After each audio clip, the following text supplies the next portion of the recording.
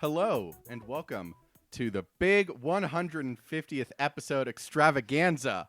Holy shit. Why don't we have air horns? Kristen? Finally, an appropriate use for them. There's always an appropriate use for air horns. We have Appropriate is the word here. We have an action-packed show. We are going to be doing the same things we always do. At Did any of us know it was the 150th anniversary until we saw the outline today? No. Yeah, no. No. Okay. I But didn't really in honor of see the it. occasion, I can guarantee that we are going to be doing the podcast at an equivalent or slightly worse level than usual. Can confirm. I am Chris. You can hear Miranda and Rana in the background. Kristen is here as well. And we are wrapping up THRAWN Ascendancy, spending our anniversary with Tim Zahn, as everybody should. Oh, nice. Ready with that, but not with the air horns. It's very important, okay? So before we wrap up THRAWN Ascendancy Chaos Rising, what are we all drinking? Kristen has to go first because she's demonstrating her mug to us all. Oh, I'm drinking tea. Mint blend herbal tea. Two What does the mug bags. say? This is not, is all I see. Oh, it says this is not enough coffee. It's a Yeah, really because big it's mug. zero amount coffee. Oh, yeah. Well, and it's a really big mug. That's why there's 2 tea bags on it. Wasn't that a theme on our last episode, too? That you had a giant cup Yeah. bigger than your head? It was, Yes. Yeah. there it is. As someone who has visited Kristen, she has a lot of like large drinking Drinking vessels. Does she have Vessels. large drinking apparatus, or does she have a small head? I don't know because I still haven't met Kristen in person. Both. Both. Okay. I don't know. I Fair. think my head's pretty normal I was size. gonna say, does Kristen have a small head? I don't know. She's that I gonna would- get a complex now.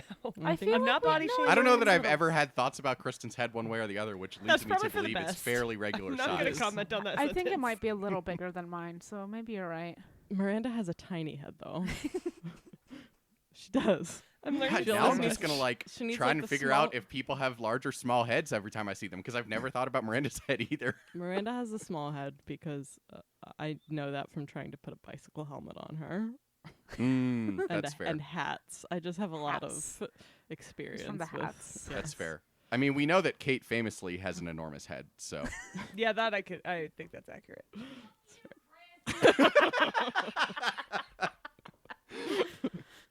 Oh, I love that. Rana, I already know what you're drinking, but tell Well, the people. I said it was wine. I didn't say what it was. Yeah, Yes, this came up please. because I have a feeling I'm gonna knock it off my desk before the end of recording, but we'll see. Not that it's particularly potent, but I'm just not a very coordinated person.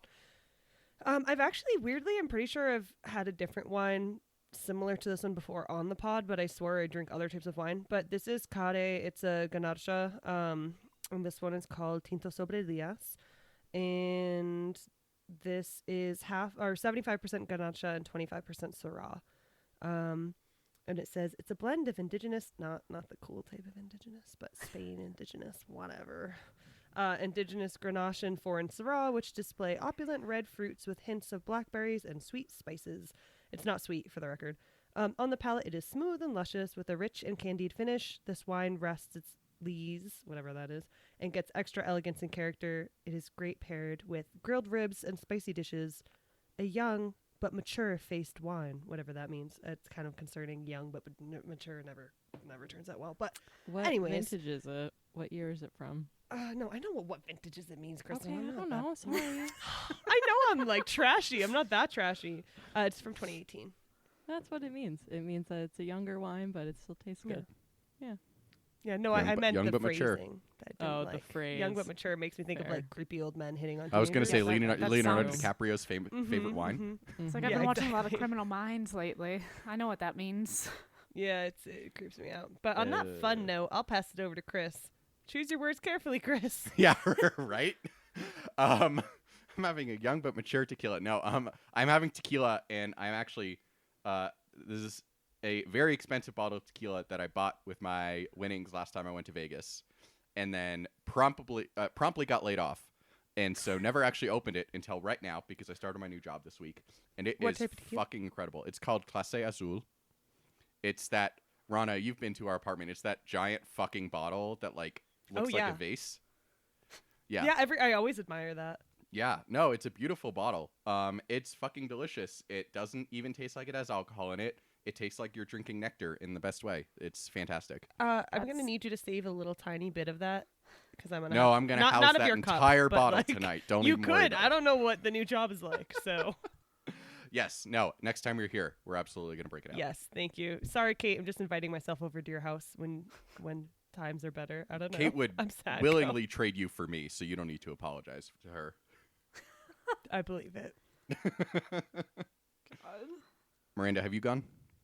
I have not. So I'm drinking a beer and a big twist. It's from our friends down at Little Beast Brewing, Southeast Portland. It's called the Flashbang. It's a sour beer with pomegranate. Yum. Exploding with juicy pomegranate, we naturally soured this lager fermented beer with a unique strain of lactobacillus. Oh, is that it? I was expecting to be corrected. Okay. No, we just decided to let that sit. I don't know how to pronounce it either. Okay. That Lactose, right? encourages a clean profile and focuses on the fruit! Exclamation point. It's solid. It's decent. Kind of middle of the road. It's not too sour. It's not too fruity. Like I'd drink it again, which is good because I've got 3 more in my fridge, but Lactobacillus. 2 more in my fridge. I had one earlier. All right. Well, on that note, before we jump in, I'm going to. Sorry, I was trying to click a button with my mouse before remembering my mouse isn't plugged in. Good job.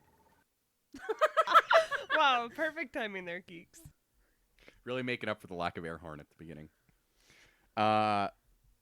For this book, we are encouraging people to give to the Texas Equal Access Fund, which provides emotional and financial support to people in Texas who are seeking abortion care at tfund.org. So if you have anything extra to give, then don't give it to us, give it to them. And now, for the last time for however many books, let's talk about Blue Boys. Blue boys. Blue boys. It's not over yet. Did you upgrade your sound bites? Or have we That just one's- not used a lot of them in a while? That's been on there for a while, I think. Okay, Yeah, well, I just not while haven't I've been been using. Like, there haven't been a ton of good places to put them lately. So I You think- know, you don't need to yeah. come for our subpar content, producer. Just kidding. I don't Kristen's know, you actually a guys- good producer. She just lowers herself to our level most of the time. Yeah, listeners don't know how bad it really is. Usually, it's like I wish there was a good drop for like I had a point and I forgot about it because that happens like 6 times an episode. Oh, that would be so great. It'd be perfect for us. Yeah, absolutely. So let's talk about not just one blue boy, but a whole species of blue people. Blue folks. Let's talk about the Chiss, because this is our first view of them that we've gotten, other than Aralani in Thrawn Treason. And of course, Thrawn himself, obviously. And they were definitely not what I expected them to be. I don't know. Before I dive in, were they what were y'all's expectations? I think I kind of expected them to be more like Thrawn. Like, it's, oh, here's this guy from this species in the chaos and wild space or whatever it's called on the Republic side. And, you know, and even Aralani, too, is, like, pretty analytical. She's real sharp. You know, they do share some qualities. So I was like, oh, yes, I will extrapolate this to the rest of the Chiss. And Wow. boy, was I wrong. They're fucking idiots. Yeah, that was kind of what I did too. I pulled a white people and just assumed these 2 characters I had seen before represented their entire species. And so I just kind of assumed they were like a very advanced, very analytical and strategic military mind society. Yeah, it's not quite what we got. Yeah, they're just blue idiots. Yeah, it's like I definitely expected it to be like a child sneezes on a canvas and all of a sudden you can see all the numbers in the air from all the Chiss doing math in their heads. Like exponential version of how everyone on Naboo is a child genius. yes, exactly. But I don't like know why instead I of said Naboo like I'm from Wisconsin, but yeah, I get it. but yeah, exactly. Like how all the Naboo are good at art. Like I expected all the Chiss to be fucking geniuses at something. Like I figured maybe Thrawn would be like different because of his art thing. Maybe everybody else is good at math or fucking not. I don't know, other shit. But Anything? Yeah. So like, I feel like we all expected the Chiss to be like this super smart alien race, and like there you have your smart ones like you do in any large group of beings. Like you've got Thrawn, you've got Aralani, but Keith seems like he's really like on top of it, and even like honestly, even like Thurfion feels like he's smart, even if he just fundamentally disagrees with a lot of what Thrawn does. But like the rest of them are idiots. They're not too bright. They're not good at treason or politics or war. Or And like isn't that, like, interpersonal relations. The whole point of Star Wars. It does make you wonder how the Chiss got this reputation of being these like military masterminds who will like come and fuck you up and you'll never be the same, because that is not the Chiss Navy that we see here. It's just Thrawn playing every position like Bugs Bunny. Mhm. Like, Like what Burb said about isn't that Star Wars, they have 12-year-olds navigating the stars and they can't figure out wars. So yeah, I think you're onto something there. No star, no war. I don't know, Chiss. It really wasn't that funny, but there are no stars without wars. well, like children have to show them how to navigate the stars. It's interesting. Or they have to pay someone from another society to do it. Yeah, they don't seem to have like I think the difference between them and the Republic is, or the Empire, whatever kind of era we're looking at. This is the Republic. They've got the hyperspace lanes, and everyone kind of knows about them. It's a whole thing. There's like taxation on the trade routes. Famously. But in the Ascendancy, they're just like, we're going to throw this kid who has magic powers into our spaceship, and then she's going to jump us around a bit, and hopefully we don't hit anything. And furthermore, it's not even just the Skywalkers, although we'll talk more about them, but like they don't have shield technology either. Like it's not like they're massively more technologically advanced or like inherently better than any other species in, the main part of the galaxy. Like they have their own stuff, certainly. Like, their plasma spheres seem pretty cool. Like their breacher missiles are, seem like an adaptation to the fact that nobody has shielding in this area that could stop them. But I'm struggling to think of any like area where they are straight up better than the citizens of the Republic, and that like based on Thrawn's. Yes, they are. Sorry, go ahead. Didn't mean to interrupt your actual point as I just talk shit. They are fantastic. They are undefeated at being blue. This is true. But sorry, you were making a real point, and I just was like, shitpost, verbal shitpost. So go ahead. I mean, that means you were more on topic for the pod than I was, to be fair. But yeah, I was just saying, like, I'm hard pressed to think of an area in which they are actually more advanced, like, by nature of being smarter or better than the rest of the galaxy. See, I think that's the thing, is that they're not smarter or better than the Republic, but the Ascendancy does not super exist, like, within the confines of known space to the Republic. Like, it's this, legend of wild space. You go to the Chaos, and everybody else is just even more terrible than they are. So, like, if you have any shields, it's going to be better.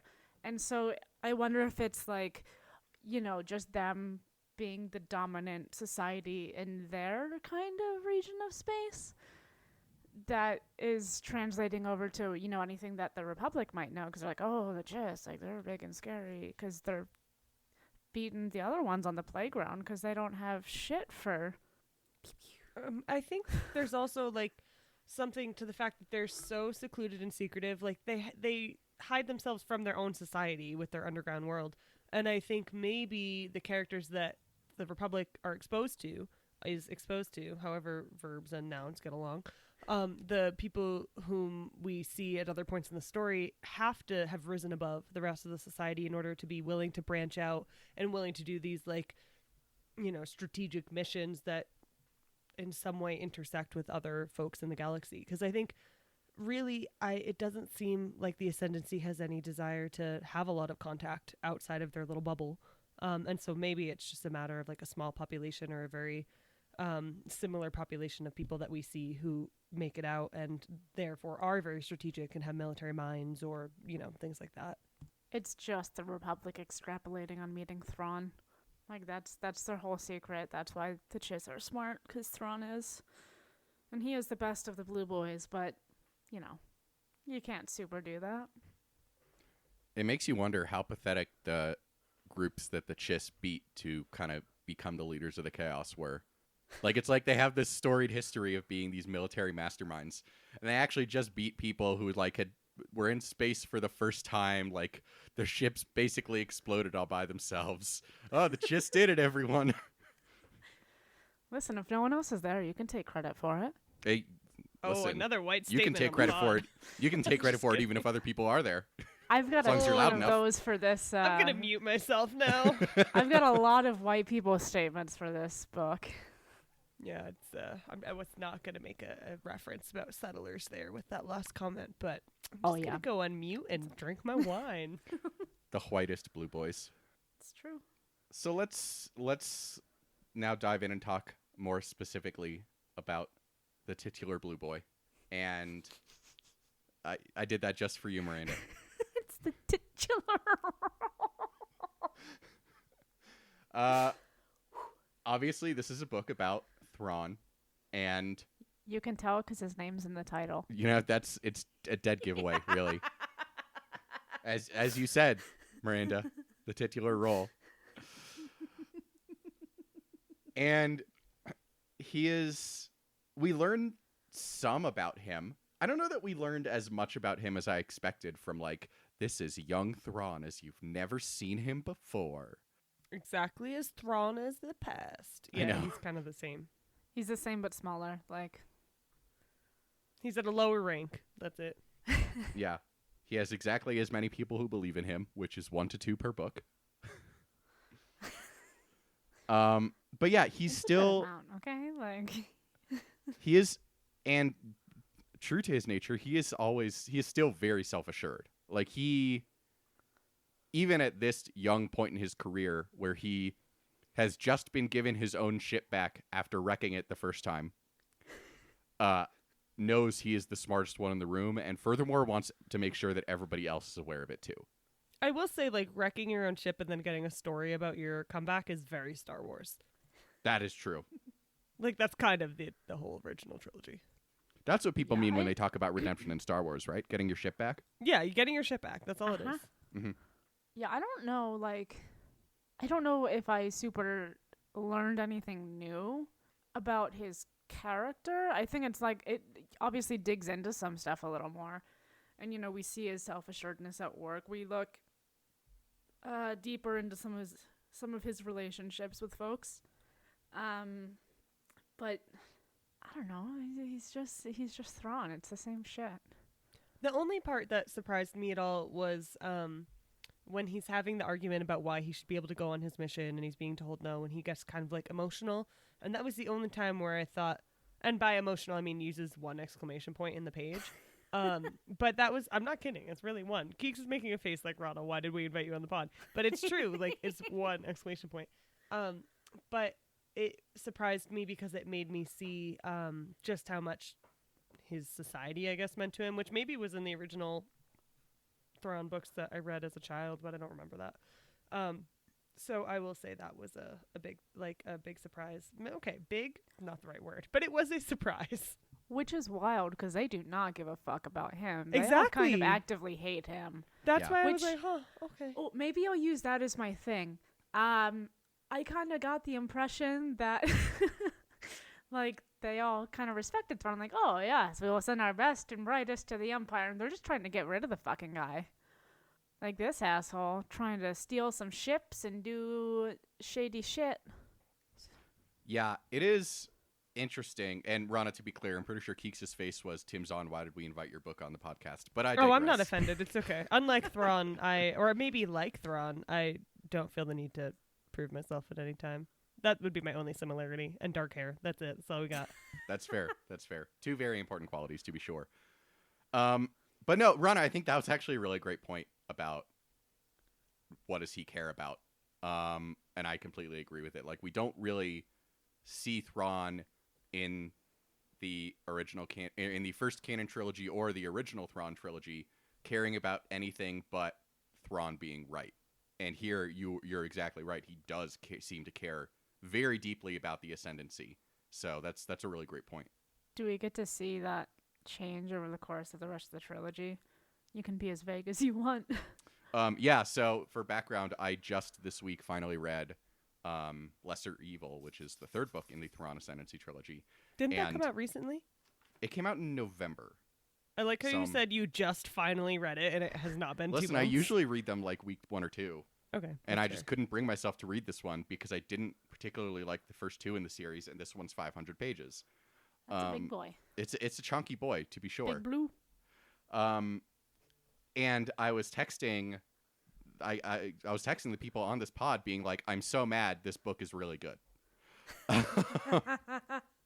So it is making me come at Thrawn with a slightly more respect than I would have last week, for sure. But I will say, in answer to your question, Miranda, we see more about his motivations. I'm not going to say whether his love for the Ascendancy increases or decreases, but we definitely see more about why he does what he does.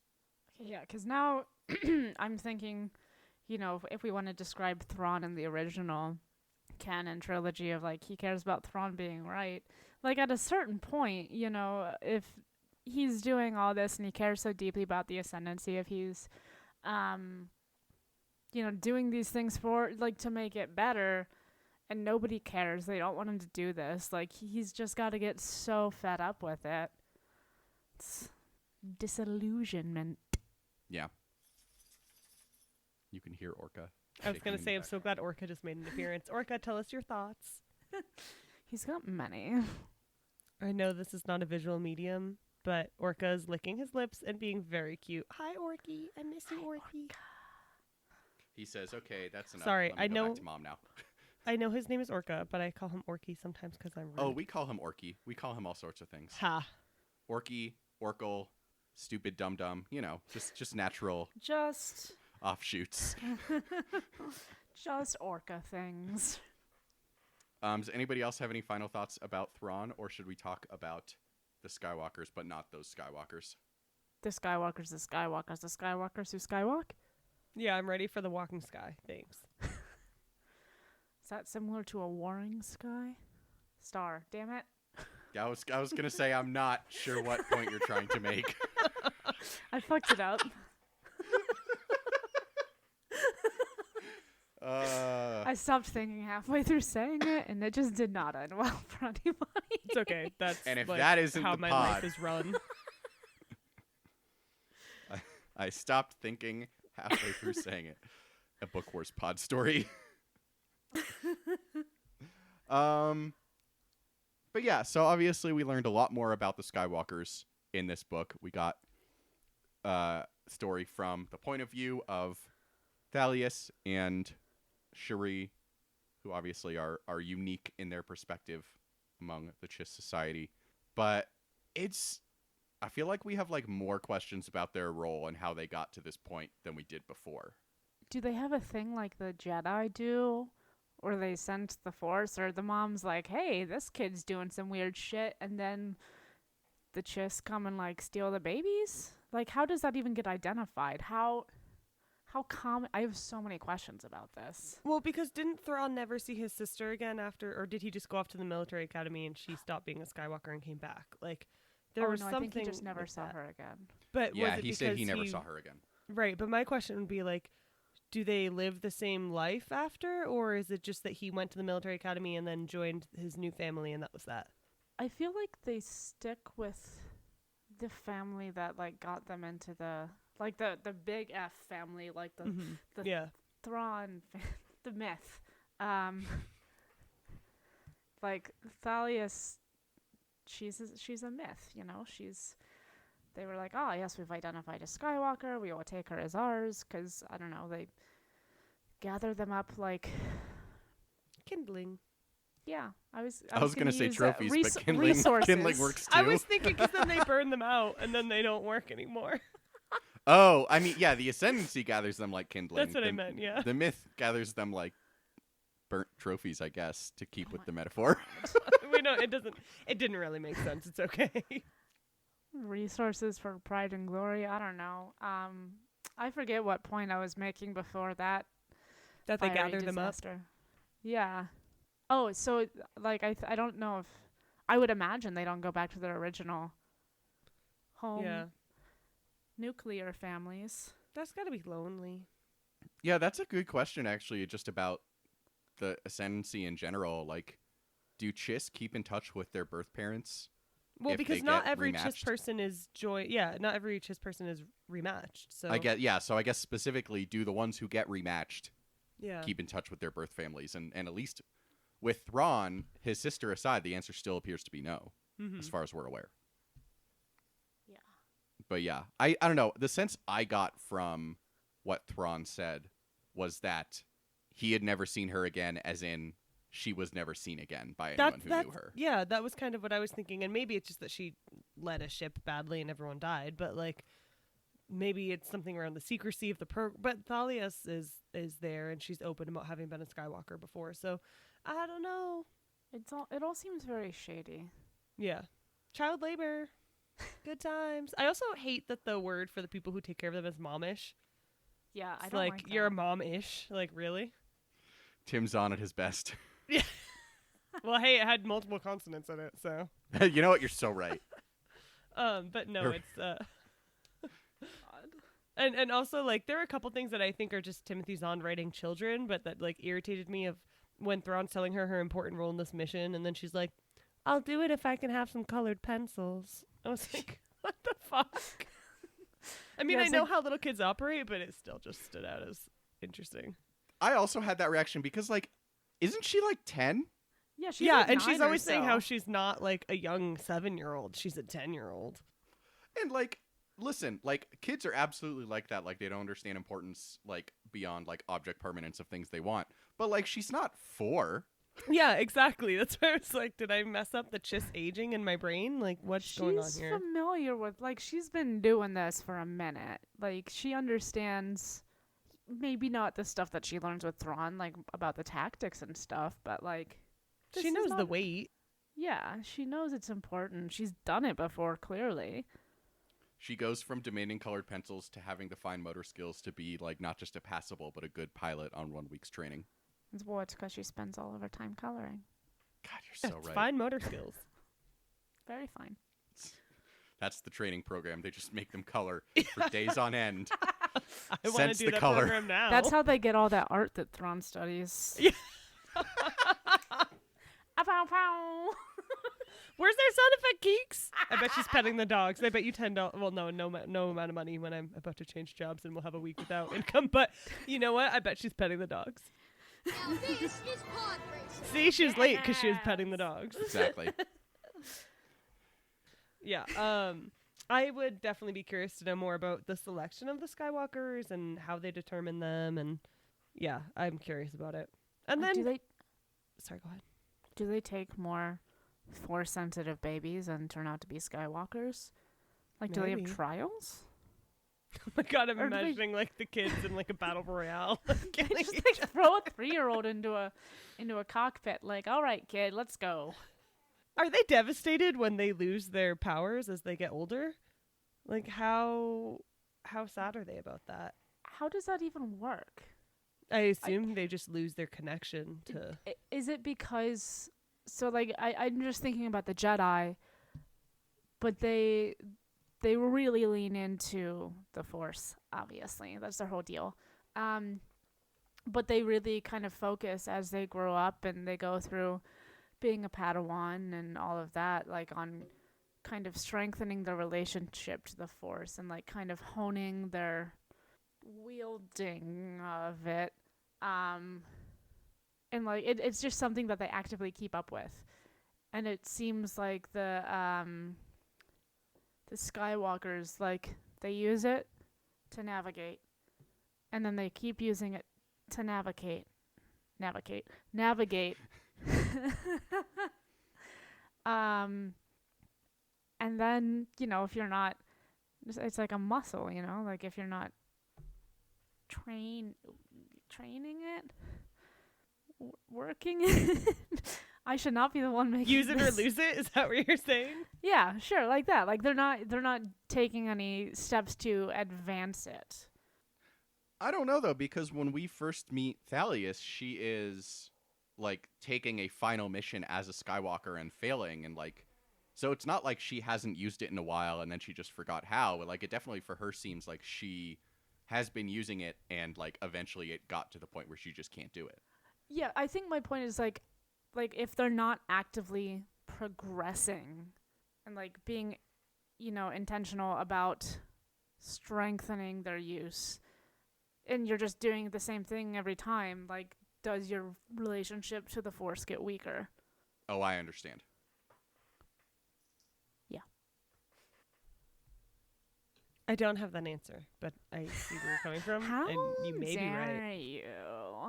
Guest speaker Timothy Zahn. No, I'm kidding.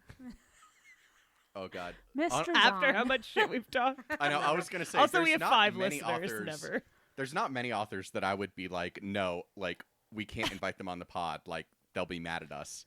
But he Yeah. is. It's probably him and Delilah Dawson. And It's- Delilah yeah. Dawson, we Yeah. also just wouldn't invite on the pod. I was just making a joke for the record. I have no delusions of grandeur that he would somehow come onto our pod.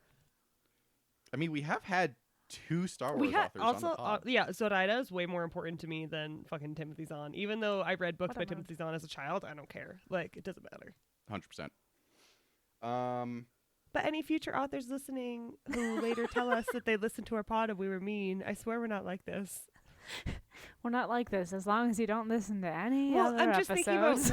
when we had the conversation with Zoraida and she was like, "Oh yeah, I've listened to your pod to see what I was getting into," and now I'm like, "Ooh, uh-oh." Yeah, that was a People are horrible gonna- moment. Yeah, people are gonna think they're co-signing something real bad, which they are. But No, I will say, I mean, we back up what we say. We're not like needlessly cruel. yeah, we're not Star Wars fans. Yeah, like, come on.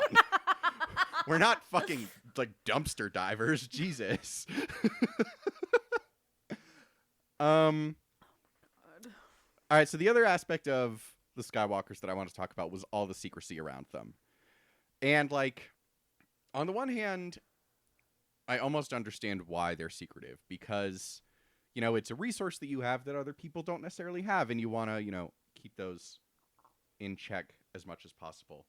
Yeah, especially because like you're young. I don't know if they give a fuck about that part, but like these are, you know, the little Chiss girls of the Ascendancy, and they're very powerful and very helpful and can advance their military might, and like you wouldn't want to give up those secrets anyway, but also like they're kids. I don't know. Yeah, but also like it almost just feels like they're so protective of them because that's the way they've always been. Like, we know that there are other navigators. Like, there's Kalori, there's the whole guild of Pathfinders. It sounds like the Pathfinders aren't even the only guild of navigators in general. Like, and yet they are so protective of the Skywalkers that, like, when Thrawn is trying to convince the Syndicure that does not want to go to war under any circumstances to go to war, literally the only argument that he has to make is they have taken a Skywalker. Yeah, that really stood out to me. I was like, okay, this is the whole thing, apparently. And it almost makes me wonder if maybe there is less that they're aware of about how skywalking works. I'm just going to turn that into a verb now, verbify everything. But verbify is a real word, just so everyone knows. No, I love it. Yeah, it sounds fake, like Star Wars. But I almost forgot my point. Thus, that is the theme of the pod. It does make me wonder if their value of star what the fuck Star Walkers, guys. I need to go to bed. It's 8:58. It's my bedtime. It does make me wonder if they have less knowledge of that process in general, and therefore those individuals are like very important because if something happens to them, they're fucked. That's just one of the hypotheses in my brain. You mean To be fair. the Chiss?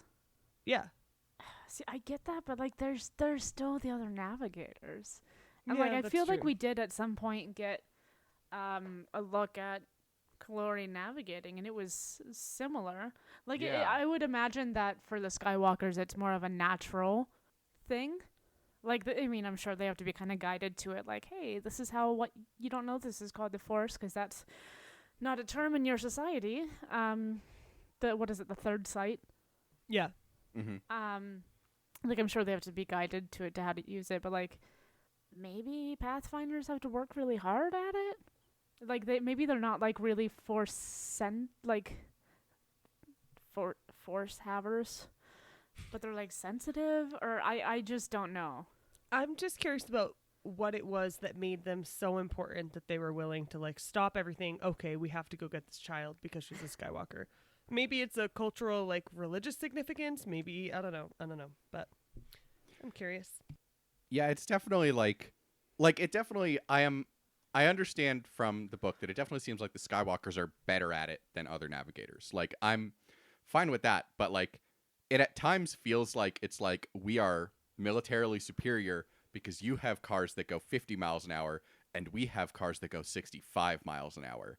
Like, it's like it doesn't feel like there's that much of a difference, and yet they're this like the most precious resource to the Chiss that they have. And so it's just, it feels like the Ascendancy is like almost just does things because they've always done them. Like, it's one of those societies where it's like, well, we've always done it that way. Like, the Skywalkers have always been so important to us. And I'm like, yeah, but like, you don't necessarily need them to be anymore. I don't know. What do they think that the other societies like think they do? Because they clearly don't use. I mean, sometimes they might use a Pathfinder or like someone from another Navigator guild, but they clearly are good at flying through space. Does nobody just ask any questions ever? Like, it's like, oh no, this is fine. We will not question anything. Yeah.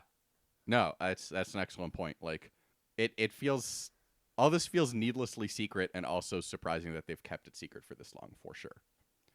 And in a bit of foreshadowing, we know from Thrawn Alliances that the Grisks eventually do find out because they kidnap them. Ooh, Oh, God, spoilers. is that what happened in that? Yeah, and Thrawn Alliances, like the mission that Thrawn and Vader are on is rescuing Oh, some that's number. right. I think thought it it's was like a new 20, thing. 20 some odd. I totally forgot about that. I just Yeah. thought you were talking about the new one. I was like, I don't No, know. no. Yeah, no, I completely forgot that's what the mission was. Yeah, like, so we know that the Grisks eventually find out about them, so it's a question of, like, yeah. Now I need I to guess go the back question and then reread becomes that. of, it is eventually a secret that is going to be revealed. Mhm. Is it worth it? How do they find out? Other than like taking a Chiss ship, because apparently they don't have very good shields. Yeah, right. All right, and last question for the day. What does this book do to expand the canon? We know more about the Chiss, which I will say is very interesting. The whole Star Wars, other than these two trilogies, is it's the Republic, or it's the Empire, or it's the New Republic. Like, we'll get different planets, we'll get, different systems, but, it's kind of like, oh, wild space. Maybe let's venture a little bit into there. And this is just like the whole thing, like this whole other part of the universe that, like, it's beyond the galaxy, which I think is cool. I love world building. That's exactly what I was going to say. That's why it came up to me. I was going to say, give me more world building. Like, I'm always here for world building. And there were some really interesting parts. When Thalias does her trial and she's like talking to the patriarch of the family, stuff like that, I found really like, or the deep dive, when not literally, that was a bad pun, but when they go beneath the surface and Thrawn sees his home, like, all these things, it was just really not his home, but his family's home. Things like that are really exciting to me. So I would say in that sense, it definitely expanded it added some depth to the Chiss world. And by world, I don't mean their planet, but like their society. And I was excited about that. Despite me earlier talking so much shit about how we know nothing about the Chiss. Redacted. We know the surface stuff. Now we know underground stuff too. Ayy. Bow, bow, bow. Yeah, I say it's as the noted Tim Zahn, not fanboy, that I am. I a week ago I probably would have said that this book doesn't really do a lot to expand the canon. I will now say that annoyingly enough, the third one almost makes the first two worth it for me. Like in that it like all these threads that have been started are finally like woven into a picture that makes sense and is like critical to plot. And so I am reserving the right to answer this question again as we read more books. Eventually there'll be an answer. In 5 years when we get to the third one. You're a very Listen, optimistic person. I know, honestly, I was going to say in another 150 episodes. Listen, this is the fourth Thrawn book we've fit into 150. I think we're doing That's okay. very true. Yeah, honestly. but you're not accounting for how much I'll slow down the process. True, it's only the first Thrawn book we've read since It's been Rana like a joined the whole pod. year since I joined the pod. We haven't had one. So. Well, you know, we do like our blue boys, so we try to accelerate that process a bit. That's true. I'm just waiting for the Max Rebo biography that is surely coming now that we know that he survived Jabba's palace. I cannot fucking wait. Even just give me a short story. Like, even just put it in, like, Return of the Jedi from a certain point of view, and I will read that 100 times. Absolutely. Do it. All right, and There she with is. that, we had no listener questions because y'all are slack. No, it's because we didn't give you a ton of warning. And also because we're in, like, a horrible wave of the pandemic and everyone just doesn't want to... Yeah, I'm not gonna say that. the People Earth are is not willing terrible to right now. expend extra energy. I'll put it that way instead. Yeah, that's fair. Spend your energy on your immune system. So we'll wrap it up there. And on the note of immune systems, make sure that you are getting your vaccines and boosters as much as possible. I read today that there's going to be another booster for Omicron, hopefully in the spring, maybe. We'll see. So get excited for that. And next episode... Oh, I didn't change this. But next episode, we're starting High Republic Light of the Jedi by Charles Soule, which I'm very excited about. Miranda, I know, is also very excited about it because for once I will not be the only person on the pod who has read ahead. So look forward to that. We're going to be reading the start of the book through chapter 18, which is part 1. It's the entirety of part 1.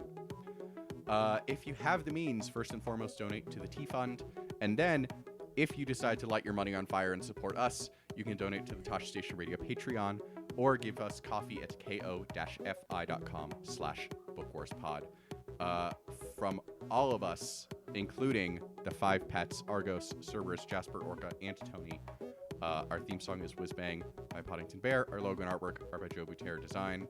And our audio and production are done by Kristen McDonnell, as always. And now from all of us, because I did that out of order, because I'm very tired.